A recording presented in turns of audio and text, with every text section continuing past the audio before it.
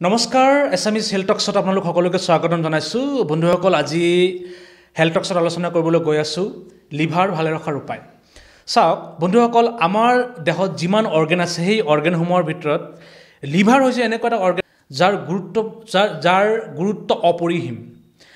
কাৰণ এই লিভাৰৰ যোগেদি বিভিন্ন জৈৱিক প্ৰক্ৰিয়াৰ লগতে আমি খোৱা বিভিন্ন খাদ্য হজম হোৱাত যি প্ৰয়োজনীয় এনজাইম সেই এনজাইমবোৰ উৎপন্ন হোৱাত লিভাৰে যথেষ্ট পৰিমাণে সহায় কৰে গতিকে আমাৰ এই হেক্টিভ লাইফ বা ভাগদৌৰ জীৱনটোত কেতিয়াবা আমি নিজৰ অজানিতে আমাৰ লিভাৰটোৰ ওপৰত বহুত বেছি পৰিমাণে প্ৰেছাৰ ক্ৰিয়েট কৰোঁ বা চাপ প্ৰয়োগ কৰোঁ যাৰ ফলত আমাৰ লিভাৰটো লাহে লাহে ডেমেজ হৈ গৈ থাকে কিন্তু আমি সেইটো কথা কেতিয়াও লক্ষ্য নকৰোঁ আজিৰ যুগত excessive alcohol self medication excessive sugar salt red meat white bread বিভিন্ন ধৰণৰ ফ্ৰুক্টোজ গ্লুকোজ জাতীয় খাদ্য যেনেকৈ ধৰক পেকড ড্ৰিংকছ বা প্ৰচেছ ফুড ইত্যাদি বা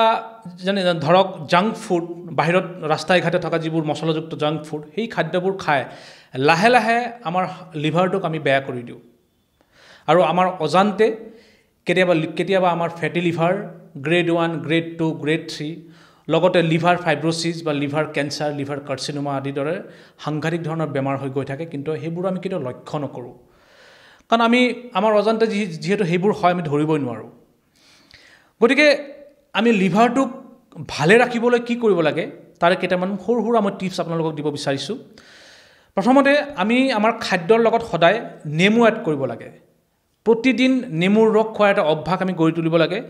আৰু এইটো কৰাৰ ফলত আমাৰ ফেটি লিভাৰৰ যি সম্ভাৱনা সেই সম্ভাৱনা বহুখিনি কমি যায় লগতে গ্ৰীণ টি হৈছে এনেকুৱা এটা বস্তু যিটোৱে আমাৰ লিভাৰটোক স্বাস্থ্যৱান কৰি ৰখাত বহুখিনি হেল্প কৰে কাৰণ গ্ৰীণ টিয়েও যথেষ্ট পৰিমাণে ফেট গুচাই দিয়ে আৰু এনেকৈ ধৰক লিভাৰত ফেটি লিভাৰ হোৱাত বাধা দিয়ে লগতে হালধি আপেল নহৰু আদা বা ফেটি ফিছ সেই ফেটবোৰত অমেগা 3 ফেটি এচিড পোৱা যায় যিবোৰে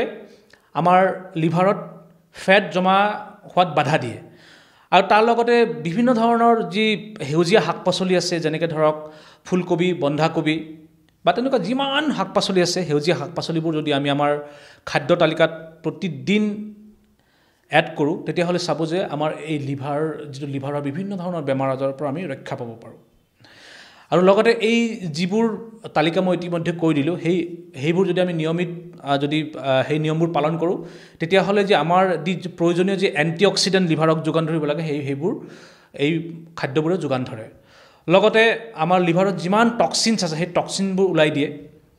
আৰু লিভাৰক ইনফ্লেমেশ্যন বা ইনফেকশ্যনৰ পৰা বহুখিনি আঁতৰত ৰাখে গতিকে বন্ধুসকল এই সৰু ভিডিঅ' যোগে মই আপোনালোকক ক'বলৈ চেষ্টা কৰিলোঁ যে লিভাৰটোক কেনেদৰে আমি সুস্থ ৰাখিব পাৰোঁ বা লিভাৰ কিদৰে ভালে ৰাখিব পাৰোঁ